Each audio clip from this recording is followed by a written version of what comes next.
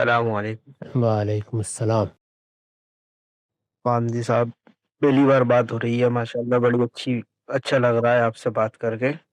جی میرا سوال میرا انڈیا سے تعلق ہے، تو میرا سوال جو کل ایک مناظرہ ہوا ہے جاوید اختر صاحب اور ایک ندوی عالم دین کا، اسی کے تعلق سے ایک سوال تھا کہ اس میں جاوید اختر صاحب نے بار بار مسئلہ خیر و شر کو چھیڑا ہے کہ غزہ کے اندر معصوم بچے مر رہے ہیں، اگر خدا تعالی موجود ہے تو وہ یہ سب کیوں برداشت کر رہا ہے، دیکھ رہا ہے، مطلب مسئلہ شر کو بار بار انہوں نے بنیاد بنایا ہے۔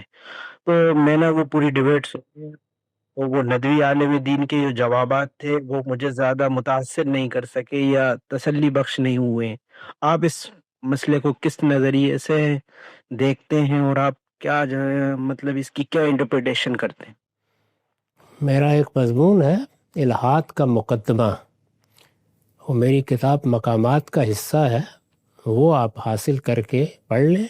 جہاں تک مجھے اندازہ ہے وہ ہمارے یہاں شائع ہو چکا ہے۔ اس میں نے اس پر تفصیل کے ساتھ گفتگو بھی کی ہے۔ مختصر جواب یہ ہے کہ یہ دنیا عدالت کے اصول پر قائم نہیں ہوئی۔ اللہ تعالیٰ نے اپنے پیغمبروں کی وساطت سے بتا دیا ہے کہ یہ ابتلاء کے اصول پر قائم ہوئی ہے۔ ابتلاء کے لیے دو چیزیں ناگزیر ہیں، لازم ہیں۔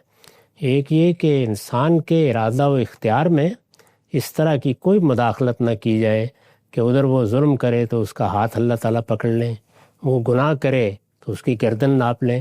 یہ اگر کیا جائے گا تو پھر ابتلاء قائم ہی نہیں رہ سکتی۔ یعنی جس امتحان، جس ابتلاء کی اسکیم کے ساتھ یہ دنیا بنی ہے وہ لمحے بھر میں معطل ہو جائے گی۔ اور دوسرا یہ کہ اس دنیا میں جو کچھ اللہ تعالیٰ کی طرف سے پیش آتا ہے اس میں بھی انسان کے باطن کی تمہیز پیش نظر ہوتی ہے۔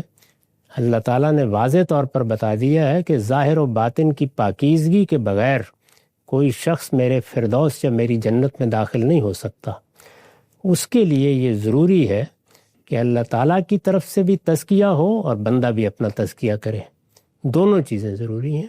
تو یہ اللہ کی اسکیم ہے، اس اسکیم کو سمجھنا اور سمجھانا چاہیے، یہ کوئی لڑنے کی چیز نہیں ہے۔